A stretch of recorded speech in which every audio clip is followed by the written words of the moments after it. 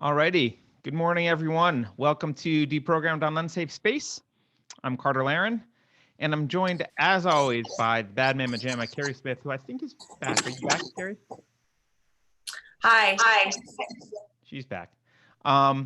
Today we get to talk to someone we're very excited to talk to, Dr. Linda Blade. Dr. Blade holds a PhD in kinesiology from Simon Fraser University in Canada, and she's also a former Canadian champion in track and field in the heptathlon, which is kind of badass. She spent the past 30 years working as a sports performance professional, designing and implementing training programs for athletes across the spectrum, from beginner to elite in over 15 sports, including actually speed and agility training for the Edmonton Oilers prospects, and training Olympic gold medal winners in figure skating, Jamie Sale and David Peltier. At the request of the International Association of Athletics Federations, Dr. Blade traveled the world to teach Muslim women how to coach girls in athletics, including a 1995 trip to Tehran in which she mentored 30 of Iran's top female coaches. She currently serves as president of the board for Athletics Alberta, the track and field association in the province of Alberta, Canada. It was in this capacity that Dr. Blade was asked to review the latest gender inclusion policies being promoted by Justin Trudeau's Minister of Sports. She's since been a voice of reason defending girls and women from the encroachment of radical trans activism into sports. You can follow her on Twitter at Coach Blade and on Instagram at Blade Athletics. So Dr. Blade, with that, welcome to Deprogrammed on Unsafe Space. Let me see if, yeah, there we go. Can you hear me now? Muted. There you are. I want to make sure you were not muted. Welcome to Deprogrammed. Okay. Thank you. So maybe maybe you could tell us a little bit about your kind of more recent backstory, because it wasn't until 2018 that this issue really popped up on your radar when you were in your capacity as president. So can you tell us a little bit what was going on and got in? Yeah. So thank you for having me, Carter and Keri. It's a big honor. I've enjoyed listening to various podcasts of yours in the past, and I will just say that some of your recent discussions kind of inspired me to think about, how I could maybe even have a chance to talk to you, because you were talking about Rachel McKinnon and various things. And I had no clue actually until about a year or two ago what was going on. As a coach, most of my life, as my professional life, I've just been a coach, and you get busy and you're just in the trenches coaching athletes and in the gyms. And but then I got elected as president of Athletics Alberta around 2014, and then as one of the only female president of a province in Canada, I have to attend meetings with all the other presidents. And at one of our meetings in January of 2018, they said, well, we're having a gender committee, and maybe you can be, they didn't say the token woman, but I mean, sure, we need women and men on this committee, and maybe you can be on the committee. And I definitely, with my background in human biology, I thought, well, that's, for sure. And so we were told that we were given some documentation, and I looked at these documents and I thought, oh my God, like as a human biologist, I looked at this and I thought, this is just not possible, because I was looking at some of the policies and I'm thinking, well, that means, like, the implication was we're going to have boys and girls sports and girls races and events, and we're going to have males and female locker rooms. And I think for me, as a president of a provincial sports association, that my biggest worry was, well, as much as I worry about those two things, also officials, the competition officials might be charged with hate speech for simply asking if somebody would be in the right sports category. And I know that most of our competition officials are volunteers, and some of them mostly retired people, a lot of them are. And I can't imagine anybody who we'd be able to get to volunteer if they thought their lives would be turned upside down just by officiating and making sure everything was being fair, and that the categories were biologically accurate. So I became very alarmed at just the idea that all of us would be at risk. And I'm probably at risk even saying this, but you know what? It has to be said, because otherwise we don't have sport. Like, we can't run sport this way. And, you know, and so I said that around the table. And then I thought, oh yeah, everybody's just going to agree with me. Oh no. Oh, it was just like this uncomfortable silence. And they're going, well, what are we supposed to do? We just have to kind of accept it. What are we supposed to do? And I said, what do you mean, what are we supposed to do? Like, we have policies. No, we won't have a policy on this. We can't dare have a policy on, like, we just have to go along with whatever, you know, the policy is given to us, and blah, blah, blah. And I'm like, not really. But, you know, I learned very quickly that that's, you know, you're going to have to probably go this alone and really stick up for women and girls, because everybody else seems to be afraid. Yep.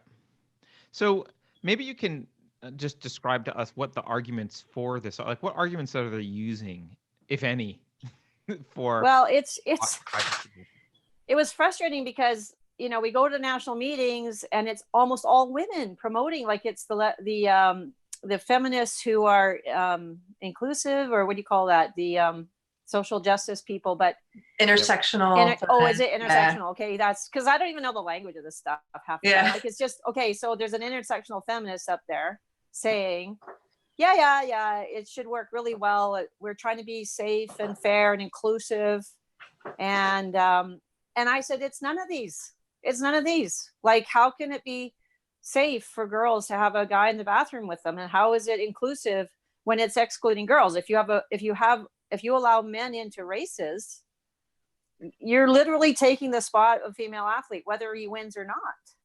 Right. And so you're literally saying, so there's going to be, in a final of 8 females, you're going to have a biological male in one of those lanes. That means a girl didn't get to the final. One of the females didn't get to the final. Or even if they don't, if he gets 10th or 11th, everybody bumps down a notch. Yep. So it's literally, you're literally excluding people. Absolutely. And so it's just, it was, I couldn't get it. So I actually put my hand up in the meeting nationally, and I said, but why are we even doing this? Like, why are we doing this? And they said, well, because it's the right thing to do. Like, they didn't give me any reason. It's the right thing. Like, they were astonished that I asked that question. And I was astonished that they were astonished, because can't you see what I'm saying? Like, can't you see that this isn't fair to women and girls? Right. And they couldn't see it. Fair and not inclusive. It's none of Oh, and then she said one other thing. Well, we shouldn't worry about it because there's only 12% difference between male and female performance anyway. Are you kidding me? What? 12%. So really, like, if you go to the 100 meters in the Olympics, Usain Bolt versus the guy who finished last in the very first round of the 100 meters, the difference between those guys would be still less than 1%. Wow. And yet you're saying 12% is no difference between women and men, like, as if it's like irrelevant to sport. Right. You're talking to sports coaches. Yeah.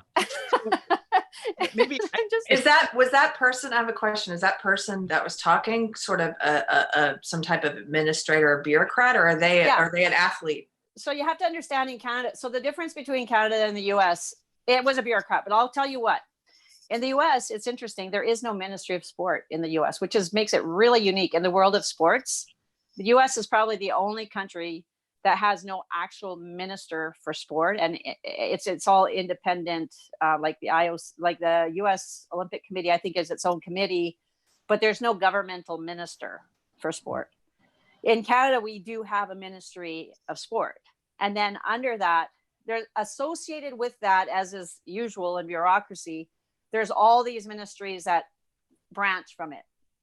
And so there's 2 in particular that affect this issue. The one, and this is where it first came from in Canada, there's a entity, a bureaucracy, it's called the Canadian Centre for Ethics in Sport.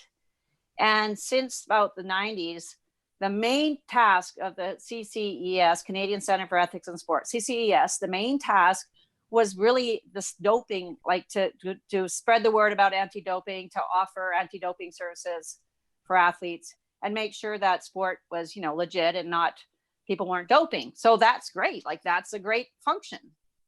And all of a sudden they're worried about this. And so I went to their, you know, very quickly to their, the board's, you know, annual reports, looking for when did the trans issue come into their mandate. And it started in 2012-ish. I was going to ask, when did you start to notice this happening? Because I feel like it's been within really quickly, just ramped up within the past 5 years. Yeah.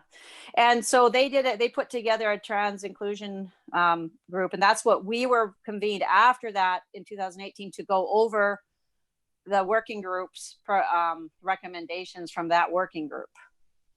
And that working group, I mean, I called the CEO right away from the CCES and I said, Paul, his name is Paul Melia. I said, Paul, like, literally, what is this? And I said, I don't, you know that I don't agree with you, but I need to understand from you why you did this.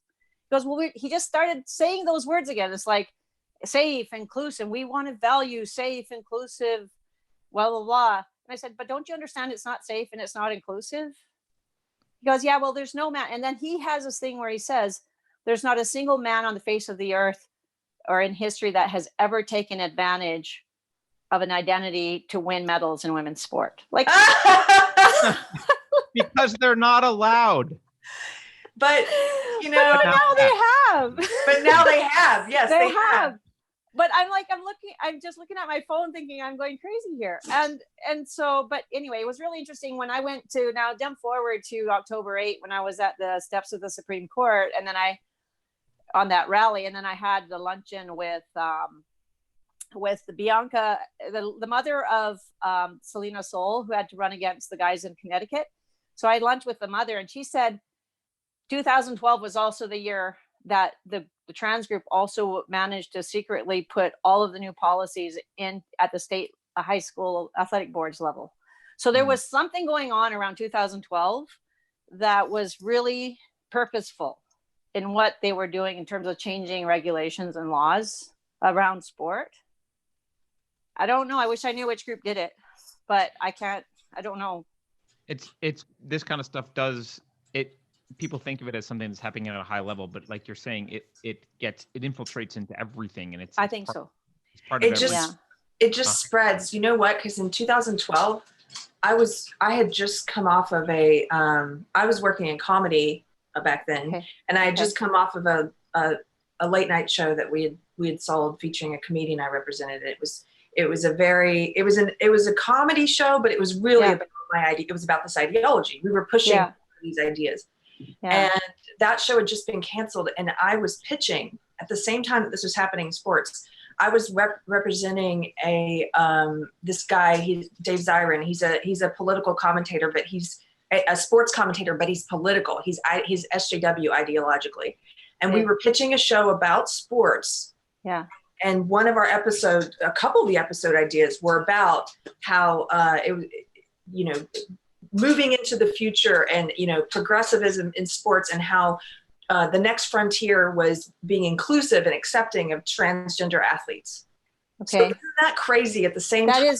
That's all happened. It's not like kind of exploded. It permeated. It just exploded. Yeah. And so anyway, then there's another group in Canada called the Canadian Association for the Advancement of Women in Sport.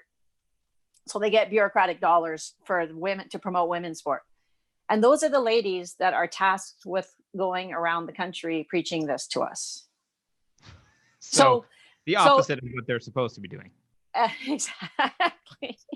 So it's the very, very people that should be defending the women and girls in our country in sport that are actually telling us we need to accept male bodies in our sports.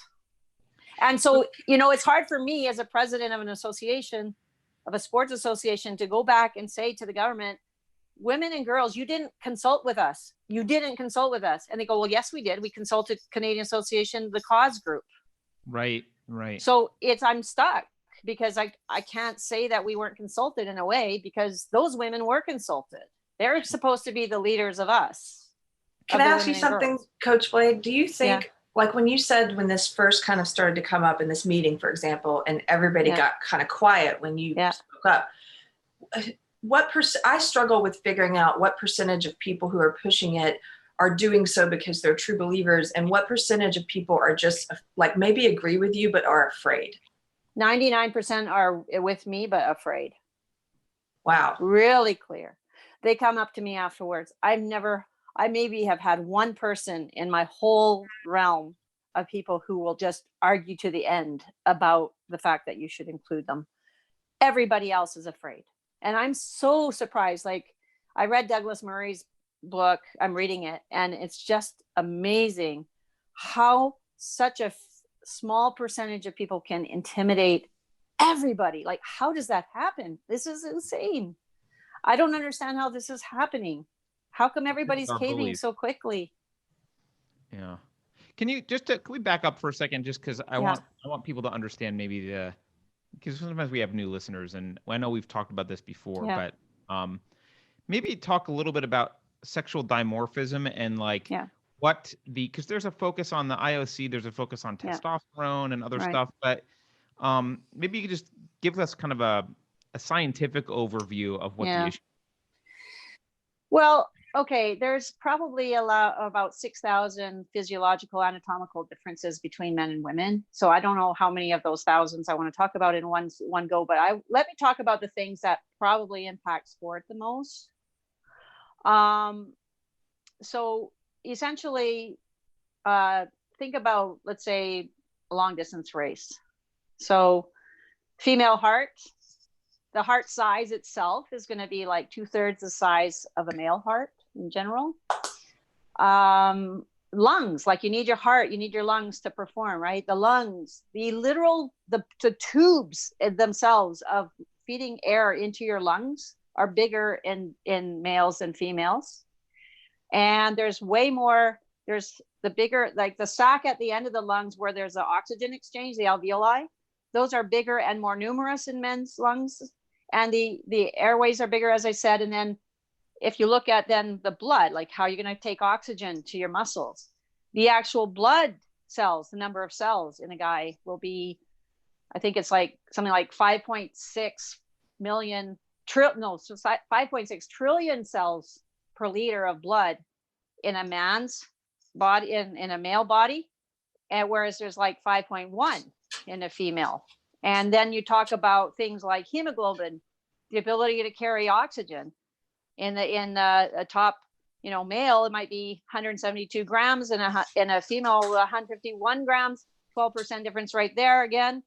I don't know. We can go on and on. Like for the same, if you have a woman who's 180 pounds and 6 foot, like a big lady, and you find a 180 pound man who's 6 foot tall, for the same size, for the same height and weight, the liters of the blood volume is going to be different. The men will have higher blood volume. So you just go through this list, and if you focus only on testosterone and muscle size, it's not going to change the structural. Like once you've grown a structure, once your limbs are longer, once your skeleton is bigger, what are we going to do? Chop like 2 inches off your femur? Like I don't. How are we going to change a body, even if you reduce the testosterone? And it's even shown, like this latest research from the Karolinska Institute in Sweden, show that even reducing, like even giving them hormone replacement therapy to male athletes does not significantly reduce their muscle size either, and their strength. So, I mean, they still have more muscle mass than women who go on testosterone. Right. So there's no way, I don't know what the IOC is doing, because they're just in denial, because there's no way that you're ever going to be able to truly physiologically transition from a male XY karyotype to female XX. It's impossible. Not a single human on the face of this earth has ever done it. We can accept you coming to the track in a dress. Like, we can accept that, but you're going to be in the guys' race. Sorry. Like, why can't the men just accept that in their race? So this is one thing that people argue, is that there's obviously a bell curve distribution of abilities and physical attributes, both in men and women, and there's some overlap. It may even be very significant overlap. But I've heard you make some arguments about, well, when we're talking about athletes, though, we're not talking about the median. Yeah. We're talking about the end of that curve. You're talking about the end points and the wings and like on the bell curve, it's where the curve ends on the very extreme, because that's the group that we're talking about, the best males and the best females. And there's literally never an overlap on the far end. Yeah, that's an important point. There isn't an overlap for the athletes. Yeah. There may be an overlap for people like me.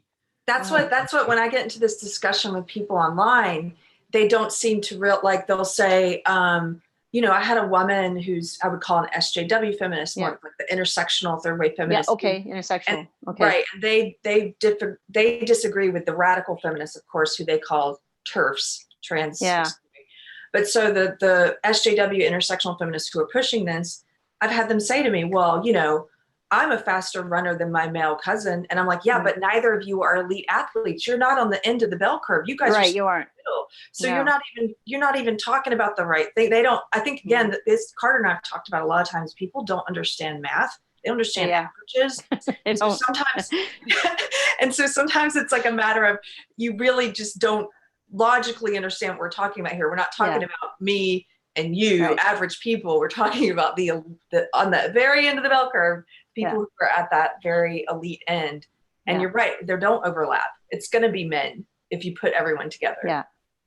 And even if a man, let's say you go into recreational sport, because I think the context matters. I think there's a difference between doing something recreationally, intramurals, versus serious sport. So like, if you want to join your ultimate Frisbee league in your university intramurals, or like even in a recreation league, I've seen that all the time. Men and women soccer, like group, like, you know, teams combining men and women, like it's all fun. That's fine.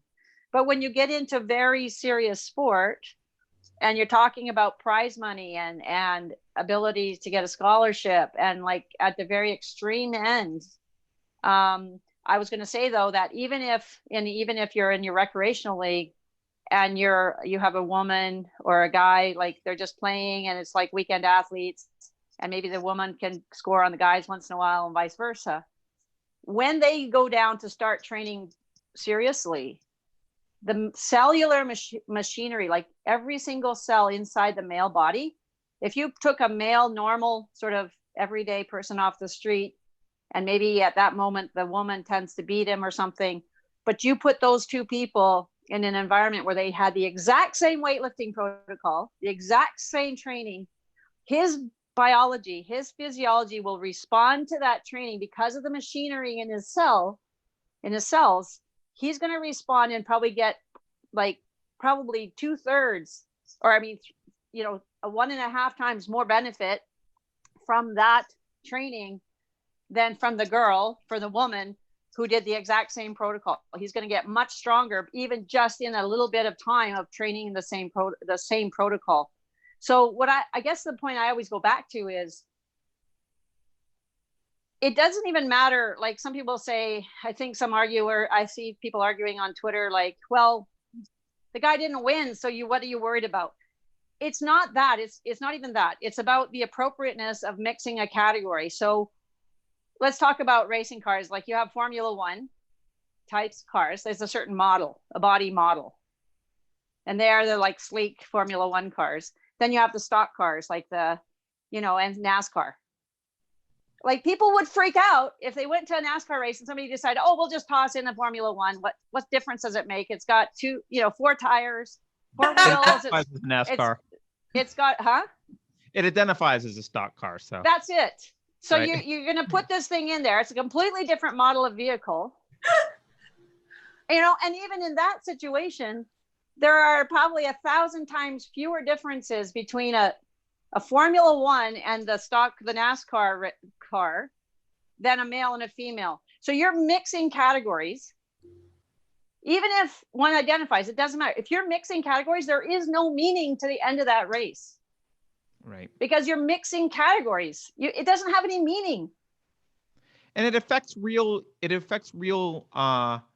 young girls who even maybe aren't professional athletes, who are, like you've talked about, they're competing to get noticed for a scholarship or to, or, just to get recognition on their team or whatever. Right. And it's unfair. I mean, the reason we separate sports is because we recognize that if we put everyone in one division, one league, it's predominantly populated by men, almost exclusively.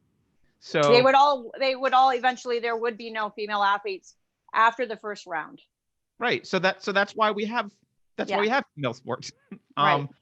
And effectively, they're just going to do the same thing here. After several rounds, the trans women, quote, will rise to the top here, and they'll be locked. All these young women who want scholarships or the opportunity to compete are going to have to sit on the sidelines.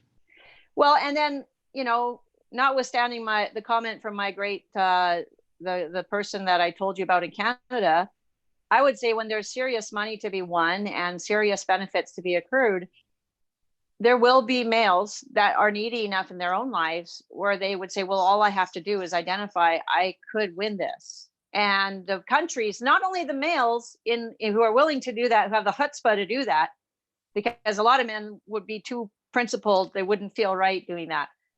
But the ones who would have no problem doing that would be identified by their countries, because who doesn't want to win an Olympic medal?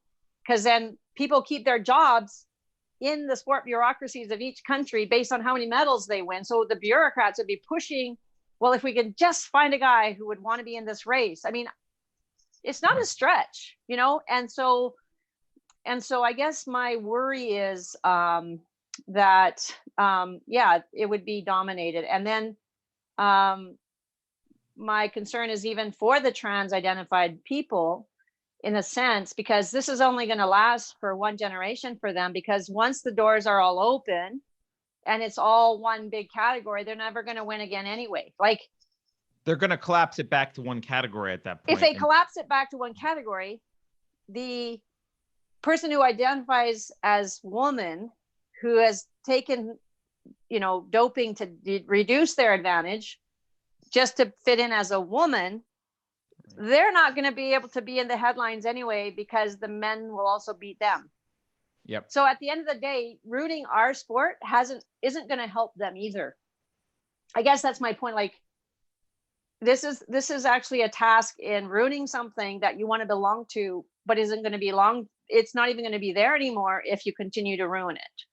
Yep. Yeah. Right. But they're not looking at the long term. A lot of them are just very, for lack of a better word, they're very hedonistic. They just want, everyone to conform to their own desires. And if the next generation, if it's not there for them, they don't care. Well, and if they're autogynephiles, they need the publicity. They need to be unique. Yep. But they'll go ahead and ruin women's sport, and then they won't be unique anymore. And then they'll move to something else or something. I mean, I'm not sure every single trans person is autogynephile. That's not the point. But I would say, like, the autogynephiles seem to be the only type of transgender woman who actually seeks out these opportunities to be in the limelight. The other ones that want to be left alone in peace, they don't care anyway.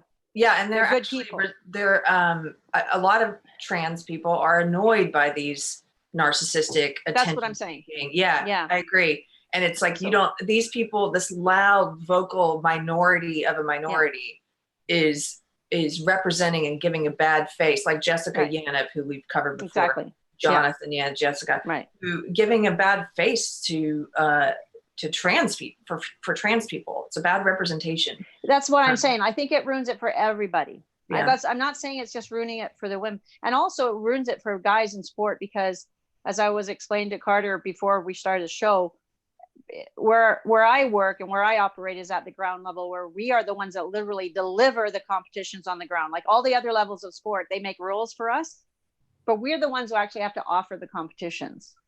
And we're the ones that are going to have to figure out how to police or whatever, and how to make sure we survive. And like I said, if our officials are going to be intimidated away from helping and we can't host competitions anymore, it even hurts the younger male athletes who need to be developed into good athletes. Because if we can't run sport, it does hurt everybody.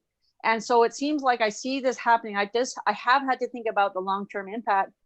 If you would ruin sport this way, in terms of where nobody would know what to do, we're all in a state of confusion, we're all intimidated, and then girls are giving up because there's guys in their event, then you've ruined the whole enterprise. People like me walk away.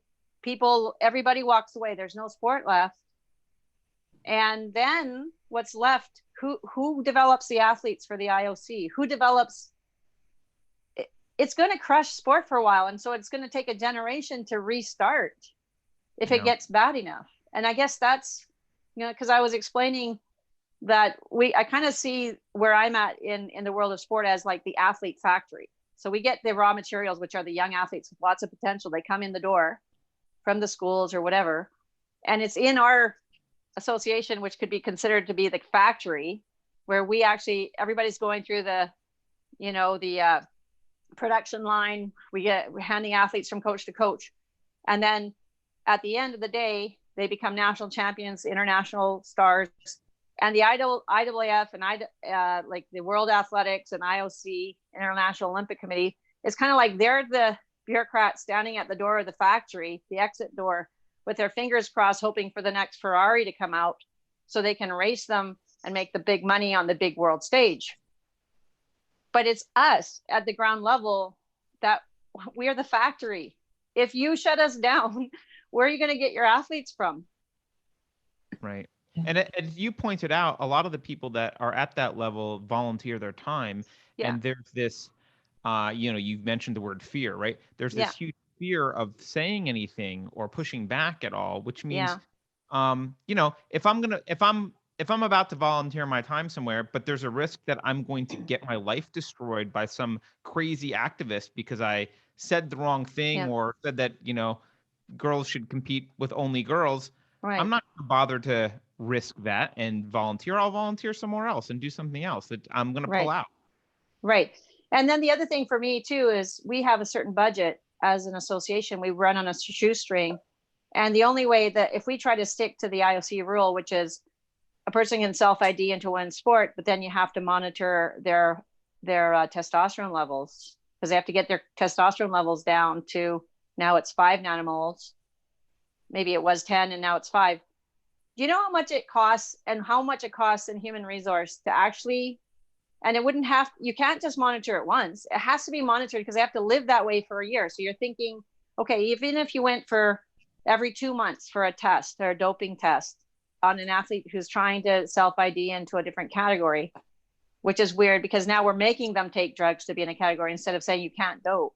But anyway, even if we had to monitor the doping, you know how much it costs in medical costs every time you have to go and get a blood test? And before that even happens, you have to have a human volunteer that goes to the door of that person's house, gets them as a person, takes them to do the blood test. That person's probably going to disappear for when they know you're showing up to their door. This happens to athletes when they even get just normal P tests. Like they're supposed to be around, but they can kind of conveniently not be there. Yep. You know how much effort that's going to take from somebody in one of our associations to follow these people around and make sure they're in compliance with a testosterone level so that it's that way for the year so they qualify? Yeah, it's ridiculous. And as you point out, even if it gets lowered to 2 or 3 nanomoles, which is more in line with women, it doesn't matter. The quote damage is already done. They developed with the male body. They can't undo all of that structural difference that they have. Yeah. So well, and that's the thing. These are the thoughts that went through my mind in an instant when I see this policy for the first time. And I'm like, I don't know. Like, you're asking too much of us. We are on the ground making this sport work, and it's too much. Like, we can't do this. Yeah. So, someone in chat brought up a new Rasmussen poll that I haven't seen. They said that the poll reports that only 29% of Americans support allowing transgender students to participate on the sports teams of the gender they identify with. I actually think 29% is high. Yeah. I think that's very high. Don't you think? Yeah, but I think that, you know what it is though? And I'll go back, and I don't want to impugn women, but I would say that, you know, whenever I used to complain about the fact that women, a story wasn't in the paper, and then I'd call the sport editor and he'd say, you know what, women never reads the sports section. They don't care. There's a lot of people out there who just don't care about sport anyway. And I mean, I'm even disappointed with somebody like Scott Adams, because I mean, he's just saying, yeah, he's all in favor of it because it's going to destroy sport. Like Scott Adams is in favor of it for the wrong reason. He's in favor of it because he believes sport is broken. He believes sport is broken. We need to destroy it utterly and rebuild it properly as a better recreational health related thing. But I just don't accept that you can do, like, why would you start with women's sport? Why would you destroy collateral us first? damage you'll cause doing it this way, if that's your goal. Yeah. I mean, he blocked me because I was arguing with him. I don't think I was being too bad, but he thought, I guess I was being a jerk. So I guess, okay. But he says he never blocks anybody for having a good reason. I thought I had really good reasons, but he blocked me anyway. So well, I don't as know. we know, as Carter and I know, sometimes even the best intentioned people can be Mr. Grumpy Pants. Exactly. I think that's a reference to someone on this call, and I appreciate it very much, Keri. Block. Oh wait, and then later you're like, I guess I should have blocked that person. Well, and that's fine. I mean, I know why he's doing it. I know that he doesn't actually believe it. So I think there's some people that say they agree with it, but they're saying they agree with it either because they would rather worry about people's feelings, or they'd rather worry about some other motivation that they why they would support that. So let me ask you a question. What do you think is, how can people support women in sports? How can they support you? What do you think are some things people can do? Well, here's one thing for sure we need to do. And I'll explain to you that when I went to Washington to do the rally because of the Harris case, that whole thing where they're discussing that funeral home where the ACLU decided to take it to the level of Supreme Court, because they want to change the meaning of sex in Wait, law. can you give people a summary of Okay, so this was I think it was in Alabama, but anyway, somewhere in the South, there was a funeral home where there was a gentleman who had worked in the funeral home for years, and now he wants to identify as a woman, wants to wear dresses. But the funeral home had the dress code, and it would have been you probably would have won a case based on the fact that you should be allowed to dress any way you want. But the ACLU took it to the nth degree and said, no, we literally want the funeral home to literally accept this as a female person. So they want to change the meaning of the word sex. Wow. Okay. So anywhere in law where it says sex, they want it to mean gender or gender identity. So the thing we need to defend against in all of North America, whether it's USA or Canada or anywhere in the Western world, is it's a very sleight of hand, a tricky thing where they're going to take a law and then wherever it says sex, they're going to put gender, they're going to take sex out, put gender identity, and then you can say whatever it is. So then women's rights will no longer be protected. So, excuse me. So so I'm at this rally in Washington because I have family in the DC area, so I could stay with them. And I come to the rally and I was able to speak. But when I got home to Alberta, I was so embarrassed because people said, well, what are you doing in Washington, DC? This already happened in Alberta. Like I would go all the way to DC to protest. Then I find out that in Canada, all of the provincial human rights boards, like the one that was doing the JY case, all of the human rights boards at the state, like the provincial level, have already replaced sex with gender identity. That's why nobody is protected on the basis of sex. Wow. But our charter, one thing I need to say, Canadian Charter of Rights and Freedoms still has the word sex. You're still not allowed to discriminate on the basis of sex.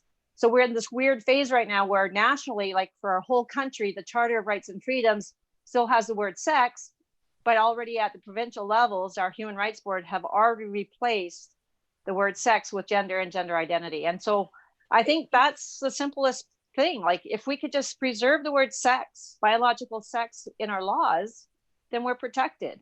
But if we're not. I like to think you're that right. their next step is just going to be to declare that biological sex doesn't exist and is a social construct, because they've already said that craziness. Yeah, but that's going to be harder to do. I think what Coach Blade is saying is this sleight of hand is easier, because it's easier just to take biological sex as a concrete thing, and for them to and they are trying to destroy that. They're trying to destroy that. Yeah. But if they can just take it out of the laws, take it out of and replace it with gender ID, this sleight of hand, then they don't even have to destroy it as a category. They can, because they've already replaced it with something that is gender ID according to them. And then it's fluid. It's fluid, and fluid. You can just say whatever you want to be. Yeah. Can you imagine if they did this with race, by the way? Can you imagine if people were applying for scholarships? I mean, like, I'm going to apply for a scholarship that's set aside for a Black woman, and because ID is Black. Can you, it's different. They don't take their, they don't take the SJW ideology. They don't apply there's no, what's the word, Carter? There's no intellectual consistency. They don't take their arguments and apply it across these different categories. Integrity, I think, is the word you're thinking about. Yeah, what? Maybe. Integrity? No, there's no integrity. Well, yeah, there's no integrity, but. No, but at the end of the day, it's always at the expense of women, because if a man can go, let's say a rapist goes before the judge, and the rapist now takes complete advantage and says, well, they know the law now. So they will say, well, I identify as a female, as woman. And our judges in Canada are putting them in the female prisons. Where they got a rapist in a room with another woman who was probably already, most of our women in our prisons are probably, down and out women, whether they're from the native community or whatever. They're already traumatized. Now they got to share a room with a rapist. Are you kidding me? And we're supposed to just accept this. And it's just like, I worry about sport because that's my realm, but that doesn't even hold the candle to, let's say, like what's happening to a woman in a prison, or what's happening to a child, or what, like once I started looking at the issue, I'm thinking, well, it's almost like sport is probably the least of our concerns, but it is my concern. Well, but it's an obvious one to point to, because I think everyone yes, I asked you to talk about sexual dimorphism earlier from a scientific perspective, but we all know about sexual dimorphism, and we have as a species since the beginning that we could speak. We all knew that sexual dimorphism. So it's a nice easy one to point to. You actually, before the show, you were talking to me about how the word gender actually was came inserted in. Yes. Yeah. Can you tell that story? Because I think it's fascinating. Yeah, because I was explaining that a friend of mine who's actually a writer, actually, she loves, Ruth Bader Ginsburg. She's Ruth Bader Ginsburg's her hero. And she said, let's go to the movie On the Basis of Sex. The one that came out, I think it was about a year or two ago, but a year ago maybe. And so we went to the theater together, and I'm watching this movie. And all of a sudden, bingo, like I had just been struggling with this whole issue. It was like when I was fairly new to the issue. And in the movie, Ruth Bader Ginsburg was trying to put this law before the Supreme Court, and it involved sex and sex-based rights. And her secretary says, if anybody's watched the movie, they'll remember, the secretary says, those men in the Supreme Court, they're kind of old and they're kind of uncomfortable with the word sex. Why don't you use the word gender? So it was the secretary of Ruth Bader Ginsburg who had the word sex removed sometimes and put the word gender in there. And the intent was that it was always 100% equivalent to biological sex. So that was the original intent. And now it's morphing in meaning. So that's what I'm saying. Like you put this on another word in the law, and then you can interpret that word, the new word, because nobody seems to be able to define it right now anyway. Like ask somebody what it means to say gender or gender identity, and you get 100 different interpretations. So now you've got a fluid word that can be interpreted any way you want. Yeah. But the authoritarian bullies can enforce you to accept their version of that word. So I think I even sent a note somewhere at some point to, I don't know if it was this particular friend, but I said, we need to beg Ruth Bader Ginsburg before she passes away, please clarify that back when you first used it, the word gender meant biological sex. We need to have that clarified. Right. Although I don't think anyone will care. And she probably they probably wouldn't, but we need to then as a society be very clear about the words we're using in our laws. Yeah, that's why it needs to say. So that's one thing you say we can do, is to be very vigilant about them changing the word sex to gender in laws. Yeah, please. That's the basis of everything, I think. Yeah. Well, I mean, and in sports, so do you think if you just renamed women's sports to female sports, this would be like over and done, solved? Yeah, I think, but if it's going to hurt their feelings that we say women or female, then I think it was my brother suggested, why don't you just say in sport you have two categories, you have restricted and open. And so restricted is to female only, but we don't have to use the word woman or female if it's going to hurt somebody's feelings. If that's how sensitive everybody is, okay, well, whatever. But we need to have a restricted category for the women, for the XX karyotype athlete. And we need to, and anybody else who identifies any other way should be able to do the open. Because frankly, when you look at professional men's sports like the NFL or NHL or baseball, they're not men's sports specifically, they're open. If you had a female that was good enough to be in the NFL, she would be there.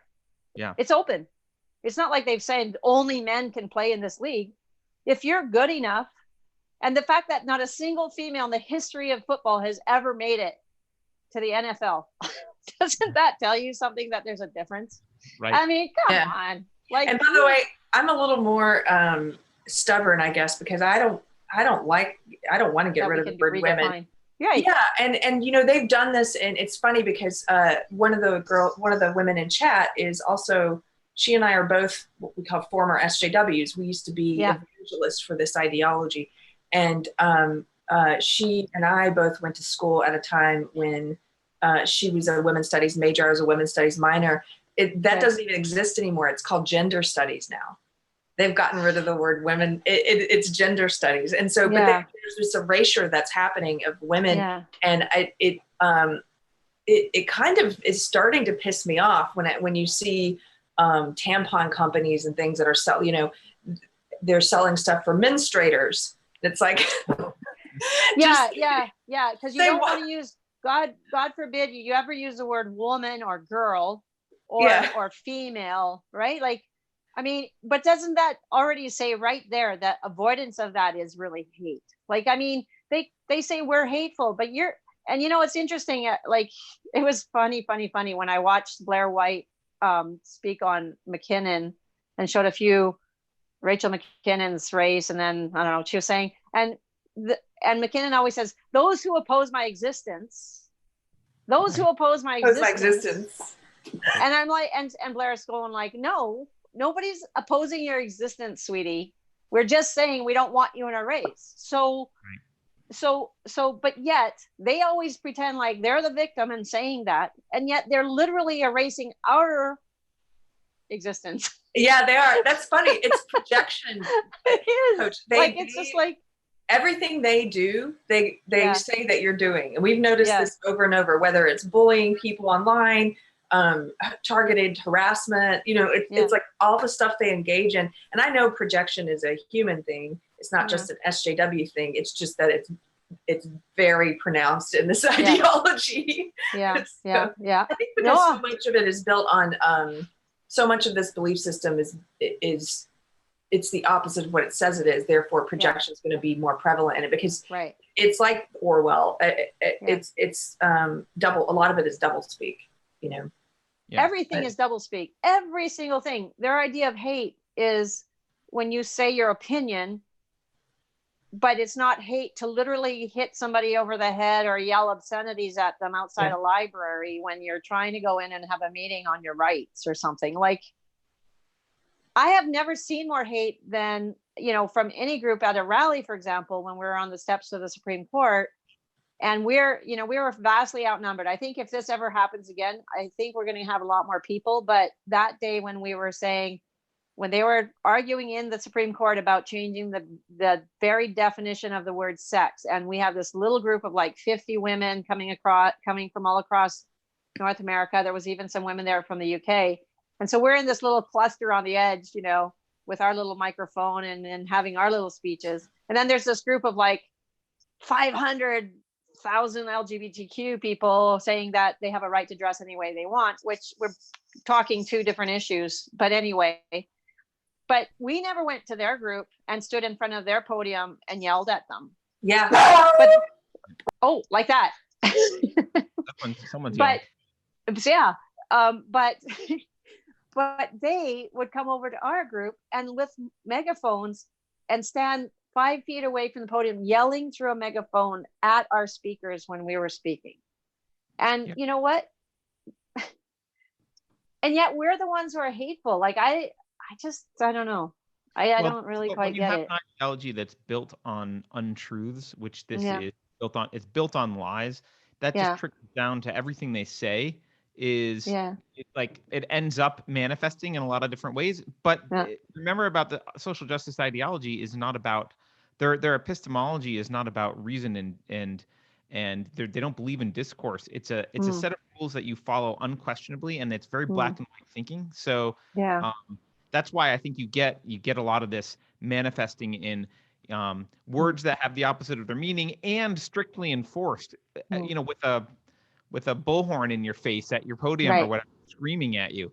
Because really, the idea of having a discussion and an argument about it that's actually calm and rational is antithetical to their belief existence or existence. Yeah. Okay, so here's the thing, though. Like I thought a lot about this since I saw that. When I was a child, and I grew up in South America in Bolivia. They just had a change of government in Bolivia. But anyway, I grew up there, and my parents were Bible translators, and they were missionaries. And so I'm sitting in a country where there's like a coup d'etat every 2 years, and there's a lot of poverty.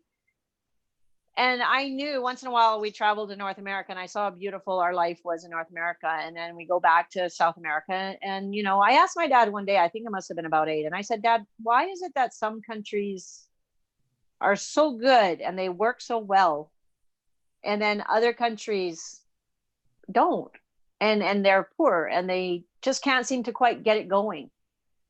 And he said something to me that I think is very profound, and his reason and he said there's one thing that matters in terms of the health and whether a country will thrive, and that you have to have public trust. There has to be public trust. And we've benefited tremendously in our Western cultures from having, you could call it Judeo-Christian, but whatever. We have a standard set of beliefs and of principles upon which we operate, and secular society. We're not a theocracy. We accept every point of view. We trust people to be good citizens. We trust people that you can talk to each other and come up with a solution. I find this movement is probably the worst thing, only because it erodes public trust. And you're going to end up having an economic, I think in the long run, it does have an impact on the economy, the political economy, that, financial economy, the people's free sense of happiness, just doing their everyday life. That we have to worry about. That's intentional, though. I mean, I think their goal, their end goal, is to undermine social cohesion. Right. They want a revolution, so they don't like. Okay, that's fair. I mean, right? they're succeeding in an amazing way then, because for such a small group of people to have the kind of impact that they've had, I know they have some billionaires behind them. Like I think Pritzker is trans, I think. Anyway, there's been some, it's quite well known that there are some really high level billionaires that have also transitioned, and that they give a lot of money. And the corporations, it's interesting, the corporations that gave a lot of money to LGBTQ in general have recently, if you look at the charts, almost all the funding now is going strictly to the trans groups. Yep. And so they have so much money and they don't even know what to do with it all. So they do punch above their weight. But it's interesting, at the rally, I said they were outnumbered. We were outnumbered by a huge amount. There were some people hanging around the fringes of that other group, and it turned out that there was busloads, that they brought in busloads of university students just to fill in the crowd. there. Yeah. Of course they did. Yeah. So you know what? And so you have to have money for that. But anyway, so my mom happened to be there and me. And so my mom was kind of on the edge. I was involved in our crowd and my mom was kind of hanging around. She's just a nice lady. And so she started talking to the couple of these college girls and these girls couldn't understand, why would you be against LGBTQ? They just couldn't understand what we were doing there. And just explained, this is actually more about the meaning of sex and whether you're changing that meaning of biological sex. And the girls looked at each other literally, because they had been buzzed in that day. And they literally looked at each other and said, we don't even know what we're doing here. And they walked away. They literally walked away. They didn't know the real issues. And I think, the LGBTQ banner, you're just supposed to all accept it as if it's a big family and they get all this funding and then you're bussed to all their rallies and people don't understand the nuance, I think, of what's actually happening here. Right. And there's a lot of catastrophizing, as you mentioned before. You're erasing my existence. And that's across groups too. I mean, the thing about it is I look at it as, so when I was caught up in this ideology, it's more than just the one, like the trans issue. There's the critical race thing. These are all these different parts of this same big belief system. Yeah. And so you get, because people are taught in this belief system, you need to be good allies. And they use that whether you're in the feminist part of this ideology or the critical race part or the LGBT part. And so it's like a big tribe. So I'm learning from you. Because I don't know all of this. I don't know it at all. Like I didn't pay any attention at all until now. Like I'm trying to catch up. Well, I'm still trying to understand it all. That's why we do this show, Deprogrammed. We're like, Carter and I, when we first started doing it, it's like, I'm still trying to make sense of what my belief system was versus what I was told it was. And so we were sort of saying, we could do a weekly show where we sit down with people and talk about, because there's so much to pull apart about it. But you get people like those college students being bussed in, and it's the very bare minimum of thought that is put into it. They know they're there because they're good allies. They're on the side of, they think they're there because they're good people and they're doing good. Because they're good people. They want to help. They want to help. And so when Carter says something like, they want to destroy Western civilization, I agree, but that's the leaders. That's the people who know what this ideology is. The most of the people who are what I call like the foot soldiers, or people like me, are just like well-intentioned people who haven't sat down and talked to someone like your mom and really thought through, well, what do I think about this? They're just following. It's like being in a herd or being in a fish. You're just following the group.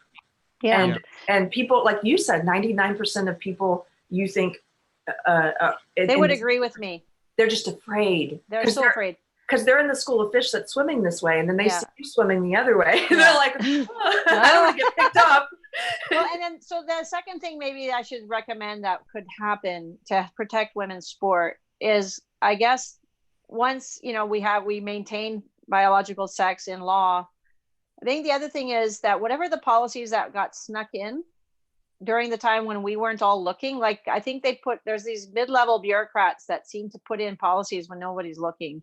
And they probably came out of the postmodern school of thought or whatever, but they came in and they get into bureaucracy and they literally they love sitting on these boards. Like the rest of us are just coaching, and the last thing we want to do is be on a board or be, making the rules, policy, or going to a conference. We're just coaching. Athletes. You're actual athletes. We're coaching every day.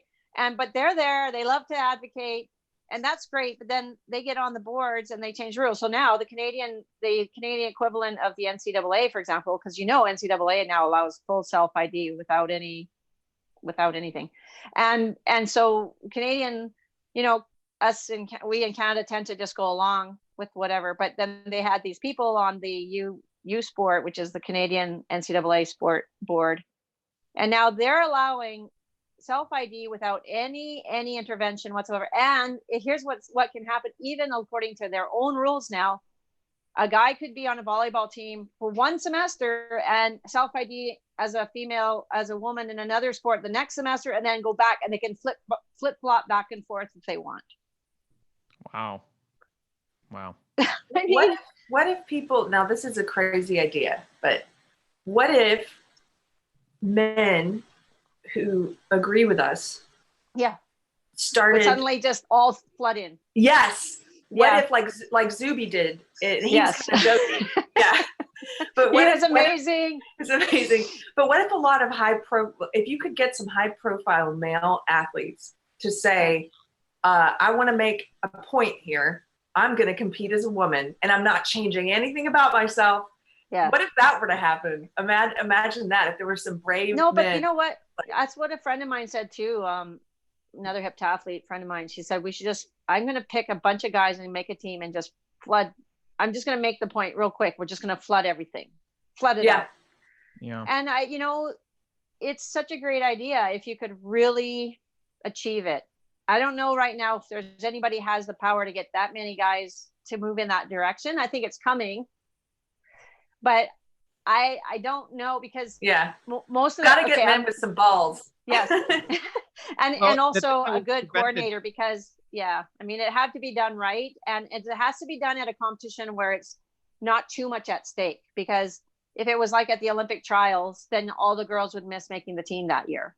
Right. So you have to find the right venue and the right time to do something like that. But I can totally see it. It's such a great idea. Like, it's just like, well, let's just comply then. Let's all do it. Right. Like, yeah, although I think that's why if I'm the cynical part of me thinks that's why they care about testosterone levels, because that's something that you would have to actively do that would hurt your performance a little bit as a male athlete. So if you can just put on a dress, metaphorically, right? If you can just be like, I'm a woman now, and I'll do it. I think maybe you could get that. Well, that happens at the Canadian university level. You could do it.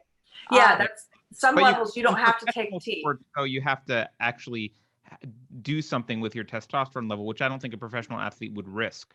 Right. Exactly. But that's going to change, Carter. That's going to change. I guarantee you. It's already changing. They're going to get to the point where you don't have to take testosterone. You can. At which point, Zuby should be the weightlifting champion in as many categories as well, there's going to be one. I think if the IOC, I'm going to say this, because the IOC changed the rule in 2015 to allow self-ID. And they say you have to live as a female or as a woman for a year and then have your testosterone down for a year, and then you can self-ID and then you can qualify for the Olympics. So there is a guy now who has qualified in the Pacific region, Laurel Hubbard, as a weightlifter.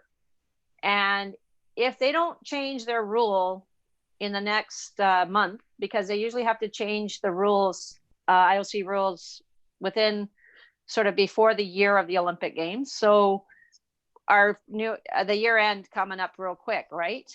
So within the next month, if they don't make any kind of change, if they don't put any kind of pause on that policy, there probably will be a male body on a female podium in Tokyo 2020 in this next Summer Olympics. And once the world sees that, maybe they won't go crazy, but I think that's going to be like a real peak trans moment, because I just don't see how the world will see this I mean, how will that not be a thing?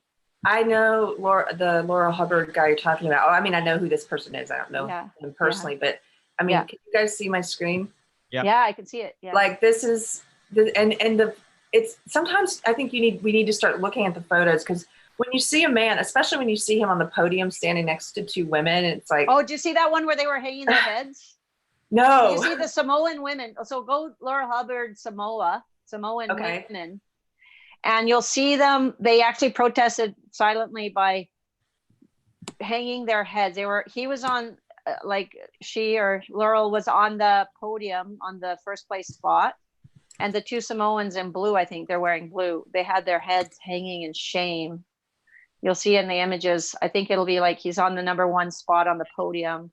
And then you'll see those two girls, you see them hanging their heads. I don't know if you see that yet. Yeah, I see it. Hold on, I'll share it. I have not seen this photo before, but so, and the yes, there, and the perfect. It couldn't be more obvious than that. And the president of Samoa was just livid. You could see him he was on Twitter. The president of Samoa was angry and saying this was wrong. Like, there's just going to be there's going to be countries and presidents and people going nuts because their Olympic medal was stolen. I don't see how the IOC thinks this is not going to affect them. Yeah, they should. I mean, they should go nuts. They should fight it. Yeah, because it's really going to be a big controversy, worse than doping. Can we talk really quickly about another slight nuance? Because I think people that don't pay attention to this, when they hear this issue, they think of intersex people. There are a very small percentage, extremely small percentage of the population that has biological, we'll say, ambiguities. Like Castor Semenya is the one that I'm thinking of, where in those cases those are not the cases you're talking about. Can you just differentiate so we know? So if I put my hand up, okay, now this is male, this is female, okay, and so there's right where my thumbnails are, there's a little tiny spot right in there, right? You can maybe even see through it.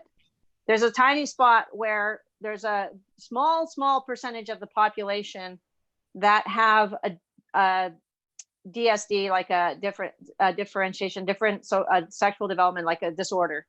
And so what happens is you're either XX, you're either female and something goes wrong, or not wrong, but just there's an incomplete or anomaly of exotestosterone. There's an anomaly. Yep. You can be a female with an anomaly that makes you look like male, or you can be a male with an anomaly that makes you seem like you're a female. And it turned out that, so they're still XX or XY. It's not like they're completely perfectly intersex. They're either a female with an anomaly or a male with an anomaly. Aren't there, like, and they're very small. Y too? Aren't there people with? Yeah, and there's different variations of that. But the key thing is whether the Y chromosome is there or not, right? I see.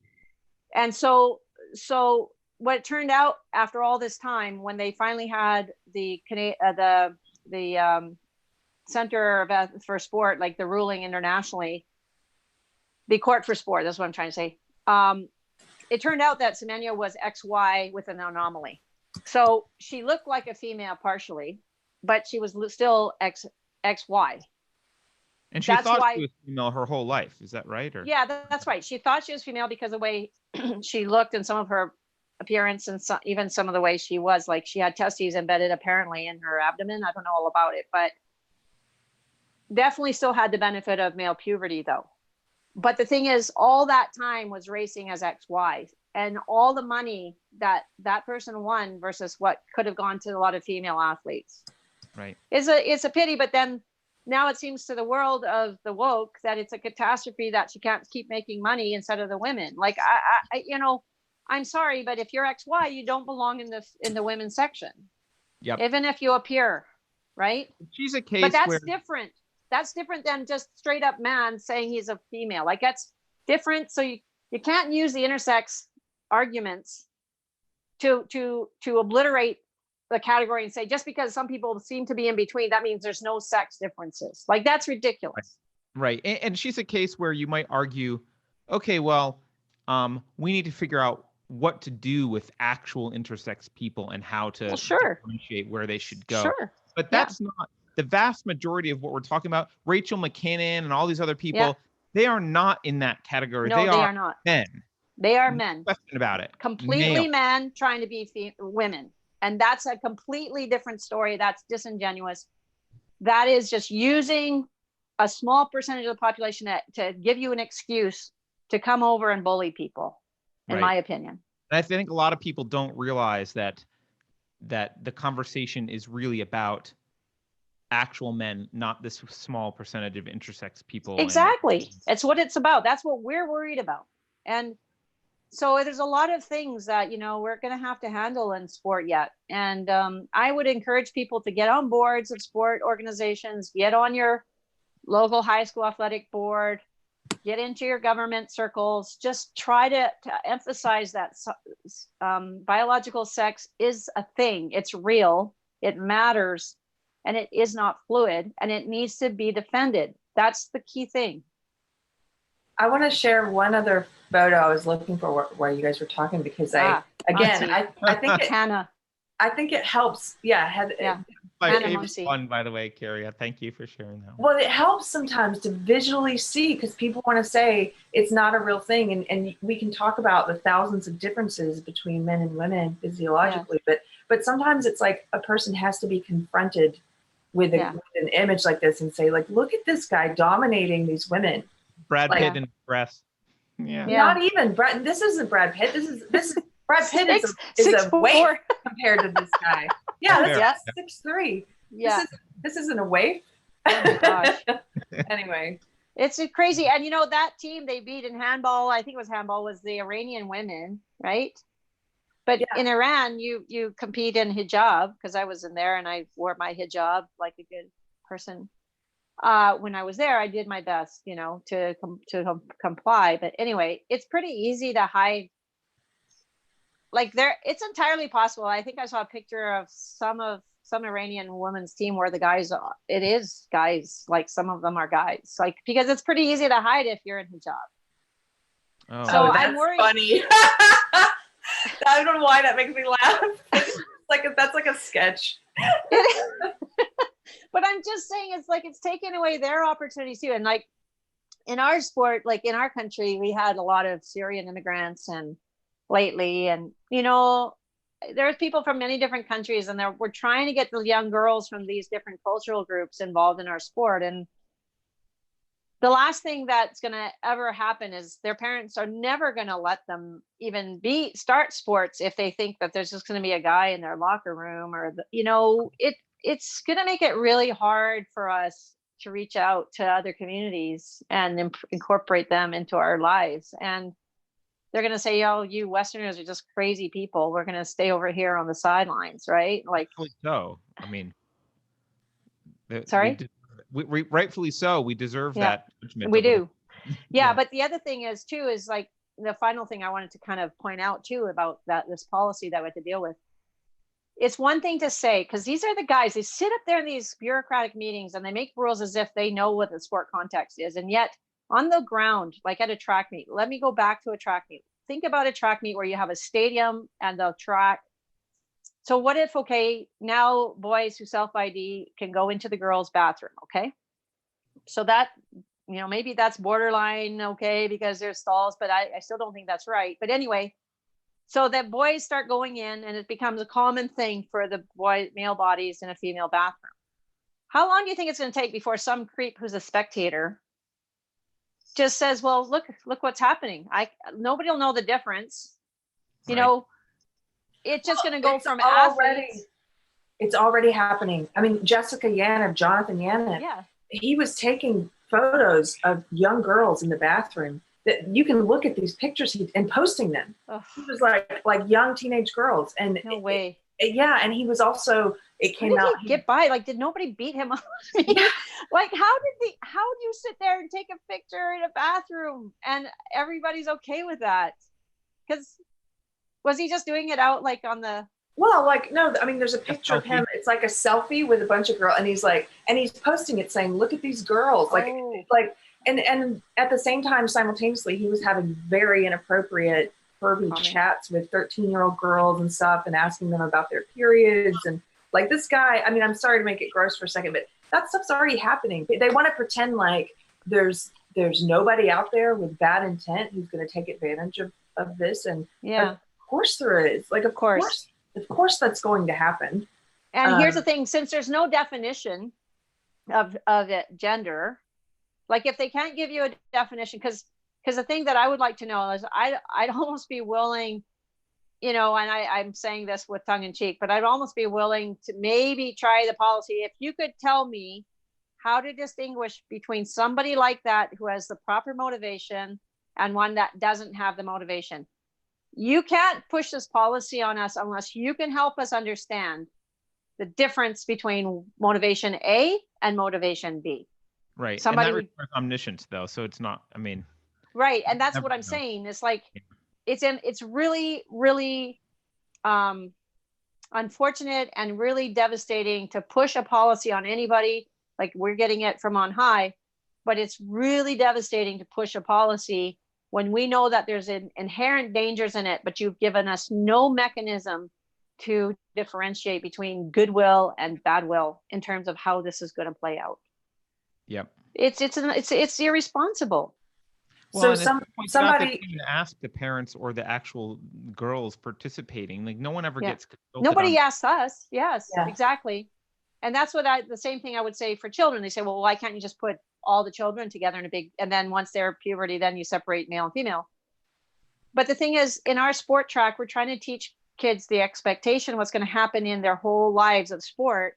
And then when I say, like, even if there's no performance differences pre-puberty, which there really are anyway, but even if there weren't any, I would still say there's a lot, the psychosocial preference of a little girl is to not have a little boy in her race. It doesn't her psychosocial preference matter? Why are we so worried about one or two people's psychosocial preferences? Right. It really, they matter to little kids. And those preferences, by the way, the thing that I like to point out is those preferences are also in the DSM-5 as psychological conditions. So right. We're not. It's not even just a preference. It's a recognized pathology that we're catering to. But and so we have to make sure. And I mean, think about it this way: what if we included everybody like in the under 10 or under 10 and under 12, let's say together, boys and girls. But then we'd say, by the time you get U14, once you're under 14, now you got to go back to competing with the males again. Well, that would even be worse. Yeah. Than just keeping them there in the first place. So someone in chat brought up the Special Olympics, which I hadn't thought of. I mean, have there been moves to like, maybe you don't know, but I don't know. See a lot of ableist talk. Right. Yeah, that's fair. That's fair. I mean, as cripple and be in the social in the Special Olympics. You know what? I would almost and because especially Special Olympics, because of the IQ level, I would also question if anybody was trying to self-ID there, it would be their caregiver imposing it. Like I can't imagine. Maybe I'm showing my ignorance. Maybe there are dysphoric, people with Down syndrome and things like that. But it's almost like it's almost like a smart disease, in my opinion. It's like you have to be comfortable and overeducated to decide that you're gender. I don't know, man. I almost see it that way. It's like, well, they're too authentic. The people who are Downs and mentally retarded and those kinds of people, they're just too authentic. I don't see. They just want to be loved anyway, the way they are. I don't even see them thinking way ahead to say, well, if I put on this dress and this makeup and I take a selfie, I can't see them going through this set of thoughts. But maybe I'm just being a bigot. Could someone else identify as having Downs or having a? Oh, I see what you mean. Ooh, well, I don't know. That'd be. You mean like in that one Seinfeld episode where who was trying to be like they weren't? I think somebody, was it George? I don't know. Some Seinfeld episode where they were acting like they were part of the Special Olympics, and it was really bad. Here's where it would come in. So this ideology already, because they have all these groups, right? So they view the world as like this competition between groups, and the groups are based on identity. Okay. So Marxism was like, it's based on class, like the bourgeois versus the working class and the poor. The SJWs, it's a different kind of Marxism. It's basically like, yes, the world's a competition, but it's between these identity groups. And your power is determined by what identity group you're in. And so they put everyone into these categories of privileged and marginalized, or they call it oppressor and oppressed. So because trans has now been accepted in this ideology as one of these marginalized or oppressed groups, that's why people just fall in line and go along with anything that they're told, because they have to show that they're an ally to this oppressed group, right? So another one of these oppressed groups in the ideology has become mental illness. And so they, you will see on Twitter, people put in their bios, they put their mental illnesses almost as a badge of honor, because it's another marginalized box they can check off, right? It's like, I'm oppressed because I'm a woman, and because I'm queer, and because I'm Black, and because I have depression and anxiety. So they kind of like, they cling to it as a form of identity. So here's where I think, Carter, it's a long explanation, but here's where I think it's going to happen.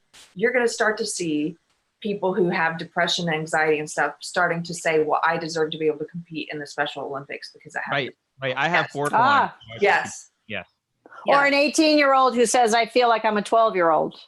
Yes. Oh, yes. That'll That's be gonna happen. absolutely. Age crossing over the age boundaries will be one as well. Yeah. Right. Which not to get too sick, but that's also going to be, you can see them already pushing for that with respect to sexual relationships as well. Oh, really? Like they are. pedophilia? Yeah, They're calling themselves around for like, consent doesn't mean you need to be 18 and blah blah blah. Yeah. Oh, really? Yikes. they're calling themselves minor.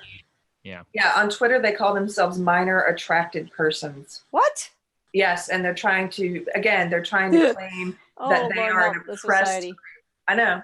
But they can get accepted. Once you get accepted in the overall ideology as like, yes, okay, you're going to be one of these new oppressed categories, then everyone in the ideology starts to protect you. They haven't gotten to that place yet where all SJWs are not protecting pedophiles. But I think that's on the horizon. Who knows how far out it is, but they're already trying. They're using the same language. They're using the language of, we're an oppressed, marginalized group. We're misunderstood. Right. We're just attracted to minors. Come on, guys. Like, But then that's all the more reason why we wouldn't want the guys in the women's washroom. Oh my goodness. Yeah. No, it's getting really confusing. But what's most confusing is that then, if they're supposed to be in marginalized group, like McKinnon or something, they come and basically bullying everybody. So they're not the oppressed. They are the oppressors in our sports. Totally. I mean, do they not see that? No, they don't. Yeah. Who's the quote, Keri? What's the quote? I don't remember who said it, but there's this idea that you can tell who's in control or who's in power in a society by who you're not allowed to criticize. Exactly. Right. Who you're not allowed to criticize. It's like my brother had a perfect comment. Like he's a satirist and a painter. But anyway, he said I read something he said the other day. It's like, the sacred cow serves to cow the sacred. Yes. Yeah, that's beautiful. That's interesting. Like, that is perfect. Wow. Yeah. Well, Coach Blade, I'm gonna have to go soon. I do too. I gotta go, Coach. Yeah. I know you've got work to do. I just want to say again, one of the blessings of doing this podcast is getting to meet so many like inspiring, badass Thank people. And you, yes, and I think you're just one of these like badass. I asked, I was like, "Are you afraid to talk about this?" And you were like, "It's the hill I'll die on." I'm like, it is. Yes, I want to talk about that. This is the hill I'm dying on, man. Like if I can't save sport, then what am I doing in sports? Like I have to work my best. I mean, and as I told Carter, it'd be hypocritical of me to not say something because I'm the beneficiary of Title IX. I got the full scholarship at the University of Maryland. I got all of what I have right now with my education and thanks to the universities and to the scholarships and to the sport. And if I don't defend the right to other girls and other women, female athletes to achieve that, then I am just an opportunist. I'm nothing more than an opportunist. If I don't, I need to fight this because, and I don't really want to use the word fight. It's just a matter of saying the truth. The truth, just speak. Like I'm not fighting. It's just the truth, right? Like I'm just trying to be honest and also not a hypocrite. That's the best we can all hope to do every day. It's like an exercise every day. We were talking yesterday on a podcast about there's that Alexander Solzhenitsyn quote about it was just one man speaking the truth can bring down a tyranny. And so that is exactly what you're doing. But see, we're living in a day and age where speaking the truth is terrifying for a lot of people. So I really admire you and thank you. Coming on. And somebody in the chat, Lindsay, asked, how does one best support you, Coach? Me? Yeah. Just fight on your local level because I have all the support I need. That's part of what makes me, I guess, a little bit brave is that I don't see how anybody could really destroy me as a person here. Like I'm just living my life, but I have a private business, I have clients that ask me, they call me for help. If they don't want to work with a bigot, I guess that's up to them. They can fire me. But, there's a waiting list for my help in my coaching. If they don't want to work with me, then I can work with the next person. I don't know, like I love your support online if you want to weigh in on the Twitter, Coach Blade. But really, honestly, really the best thing you can do for me, as in my position in sport, is really get involved in your local sport associations and stand up and just say no to this ideology. That's going to help everybody in your own local community. If everybody does this in their own local community and in their state level, and then it gets to the national levels and you have meetings and you're aware, and then get to the Democrats and tell them, stop being so stupid because it's the Democrats pushing the Equality Act and like all of this stuff of changing the meaning of sex. If we can stop that from happening, if we can at least ask for fair treatment as, you know, as sex-based rights, we are going to be able to survive all of this. This is a wave. This is just a wave.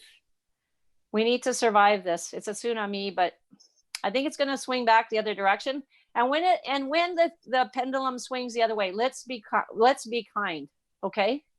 Because it can swing back, and then there's going to be a lot of innocent people who weren't behaving like this. Yes. And they are trans, and they are these other people, and they need to be protected. So let's not swing back so hard to destroy people. Let's swing back in a way that we just stand our ground and we just bring things back to a calm middle. Absolutely. Well spoken. I love that. Thank you. Thank you.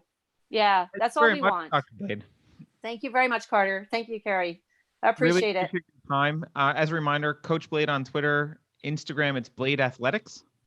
Yeah, I think, but it's actually, I had a different one on Instagram, but whatever. I mean, it's mostly what's Twitter. Your new one on Instagram? It's not. I think it's just Coach Blade as well, maybe. Okay. But I'm not there quite as much as I am on Twitter, actually, because, you know, I try to keep Facebook and Instagram, like mostly not Instagram per se, but Facebook is definitely more for family and friends. I try not to get too political on there, just because I have so many people from my different parts of my life around the world, and I think the last thing they want is me saying political stuff all the time. But Twitter is, you know, Twitter's one of those things, just like, you know how before we had robocalls, we were all polite on the phone. Yes. The robocalls has forced us to learn how to be rude, and I think Twitter has that purpose, I think, in the political realm. But we all sustain it. We love those discussions. So find me on Twitter and you can yell at me all you want. Awesome. Well, thanks again. This was an awesome conversation. I really enjoyed it. And I know our audience did as well. So appreciate it. Really appreciate your time. Take care. Okay. Bye-bye, guys. Bye. Bye. Bye.